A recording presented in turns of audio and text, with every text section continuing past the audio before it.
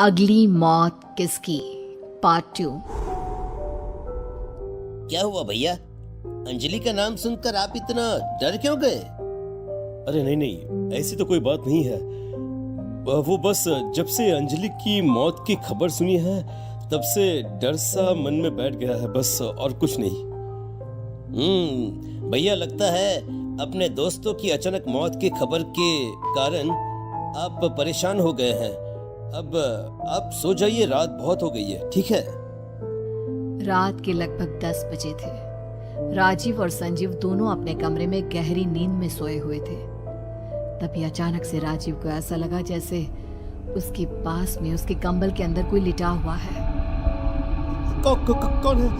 कौन है वहां पर? अंजलि। राजीव ने कांपते हुए टेबल लैंप का बटन दबाया और देखा कि अंजलि खून में तरबतर उसके बाजू में लिटी हुई थी। तुम तो मर गई थी ना अंजलि? तुम यहाँ क्या कर रही हो? तुमसे मिलने आई हूँ राजीव। तुम तो मेरे होने वाले पति थे ना, फिर अब तुम्हें मेरे यहाँ तुम्हारे पास होने से डर क्यों लग रहा है?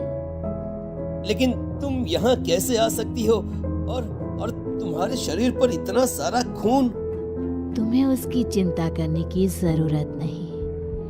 ये खून नहीं, ये तो हमारी शादी के लाल जोड़े का रंग है जो मैंने हमारे शरीर पर लगा लिया है। राजीव बहुत बुरी तरह से डर जाता है। वो भागकर अपने कमरे का दरवाजा खोलकर संजीव के कमरे का दरवाजा जोर जोर से खटखटाने लगता है। क्या हुआ? कौन है? भैया दरवाजा खोलो जल्दी। राजीव ने पलट कर देखा तो अंजलि लाल लाल आंखों से घूरती हुई उसी की तरफ आ रही थी। भैया जल्दी दरवाजा खोलो वरना मुझे मार डालेगी। संजीव ने झटके से दरवाजा खोला और राजीव को इस तरह रोते घबराते देखकर उसे कुछ समझ में नहीं आता। क्या हुआ? अरे इतना डरे हुए क्यों लग रहे हो? सब ठीक तो है ना?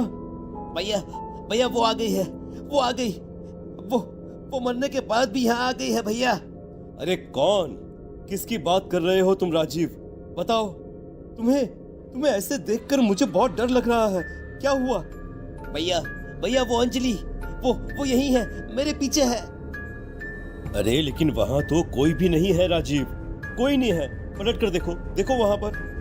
जैसे ही राजीव ने पलट कर देखा तो वहां कोई नहीं था। वो रात किसी तरह से बीत गई और अगली सुबह जब संजीव नाश्ता कर रहा था तो अचानक से उसके सामने रखे दूध के गिलास का रंग बदलने लगा। माँ, आपने आज दूध में क्या मिलाया है? देखिए ना, उसका रंग बिल्कुल लाल हो चुका है। अरे बेटा, थोड़ी सी हल्दी डाली, तू पीना, जल्दी से पी जा हल्दी वाला दूध। अरे ऐसा दूध पीने से सेहत अच्छी रहती है। लेकिन माँ, हल्दी से दूध का रंग पीला होना चाहिए, लाल नहीं। वो क्या है ना भैया, आजकल हर चीज में मिलावट आती है। हो सकता है हल्दी में किसी चीज की मिलावट हो। पी जाइए, कुछ नहीं होगा आपको। चलो ठीक है, अगर आप लोग कहते हो तो मैं इसे पी लेता हूँ। वैसे भी ऑफिस के लिए देर हो रही है, अब मैं निकलता हूँ। संजीव जैसे ही अपने ऑफिस में पहुंचा, ऑफिस में काम करते वक्त उसे अपने शरीर में एक अजीब सी बेचैनी महसूस होने लगी। और जैसे ही संजीव ने अपने ऑफिस के बाथरूम में लगे आईने के अंदर खुद को देखा तो उसकी आंखें हैरानी से फटी की फटी रही। उसकी स्किन का कलर लाल पड़ चुका था, सुर्ख लाल। क्या हो रहा है मुझे? मेरे शरीर का रंग लाल कैसे हो गया? दूध में कोई केमिकल तो नहीं था? मुझे कुछ हो नहीं जाएगा ना? तभी संजीव को अपने कानों में एक बेहद खौफनाक आवाज सुनाई देने लगी। ये मेरे खून का रंग है, उसी खून का जिससे तेरे हाथ रंगे हुए हैं। तूने मार दिया, मुझे मार दिया। कौन है यहाँ पर? किसकी आवाज है ये? सामने आओ। देखो मुझे डराने की कोशिश मत करो। डराने की कोशिश कौन कर रहा है? मैं तो तुझे अपने साथ ले जाने आई हूँ, जैसे मैं तेरे बाकी दोनों दोस्तों को अपने साथ ले गई। क्या मतलब है तुम्हारा? मेरे दोस्तों को साथ ले जाने का क्या मतलब है तुम्हारा?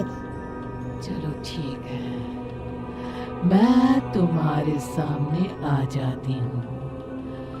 अपनी आंखें बंद करो। संजीव डर के मारे बाथरूम से बाहर निकलकर भागने की कोशिश करता है, लेकिन बाथरूम का दरवाजा लॉक हो जाता है। अब पूरा बाथरूम लाल रंग की रोशनी में डूब चुका था। तभी अचानक से उसने देखा कि खून से लथपथ अंजलि उसकी आंखों के सामने खड़ी है और उसके साथ प्रतीक और राघव भी खड़े हुए थे। अरे अरे ये सब क्या है? कौन हो तुम लोग? और तुम तो सब मर चुके हो ना? फिर ये मेरी आंखों के सामने कैसे? प्रतीक, राघव, मेरे दोस्तों। हम अब तुम्हारे दोस्त नहीं हैं, अंजलि के गुलाम हैं। जैसा वो करेगी अब हम वैसा ही करेंगे। हाँ। सुन लिया तुमने?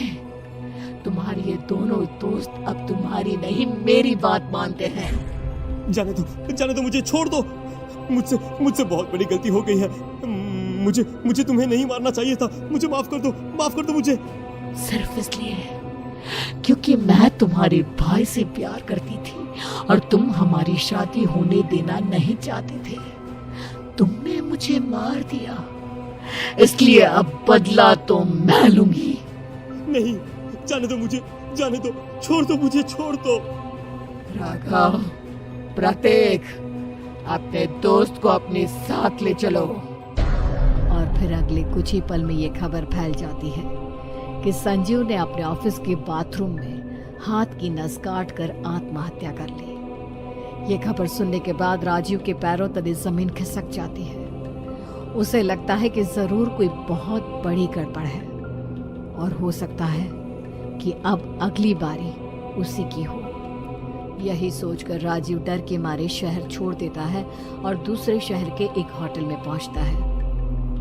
सर, आप 313 नंबर के रूम में रुक जाइए।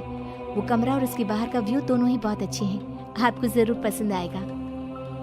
ठीक है, अगर कोई भी मुझसे मिलने आए तो उसे मना कर दीजिएगा। मेरे बारे में किसी को कुछ बताने की कोई जरूरत नहीं है, ठीक है? राजीव जब अपने कमरे में जाता है और खिड़की खोलकर बाहर देखता है, तभी वहां बाहर उसे 4 लोग एक साथ खड़े हुए नजर आते हैं। ये देखकर राजीव घबराकर कमरे की खिड़की बंद कर लेता है। तभी अचानक से उसे दरवाजे पर खटखटाने की आवाज सुनाई देती है। धीरे धीरे कदमों से चलकर राजीव अपने कमरे के दरवाजे के पास गया। जैसे ही उसने दरवाजा खोला तो देखा कि वो रिसेप्शन वाली लड़की खड़ी है। क्या हुआ? आप यहाँ पर क्यों आई हैं? सर, कमरे की एसी में कुछ प्रॉब्लम है और आज हमारा टेक्नीशियन अवेलेबल नहीं है, तो मैंने सोचा एक बार चेक करके देख लेती हूँ।